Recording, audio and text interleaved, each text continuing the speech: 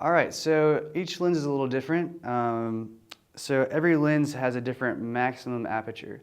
And, in the last video we talked about, you could see just how wide your aperture could open up. And so that can be a little different for each lens. For instance, so this lens, this is the Nikon 18-135, and it actually has a maximum aperture range. So it goes from 3.5 to 5.6. So what that means is there's a range because as you zoom in and out with this, the aperture, because of the components inside the lens are moving, it changes the maximum aperture.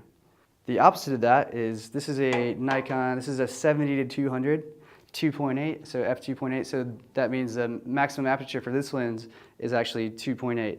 And it has a fixed aperture. So fixed aperture means no matter how much I zoom in and out, it's still going to stay at 2.8 throughout that process. If you want to find out what your maximum aperture is, you can actually look. It should be here on your lens. So you can see right here, this reads 3.5 to 5.6. And then over here on this one, it's listed as 2.8. If there's no range, if it just has a single number, then that means it's a fixed aperture.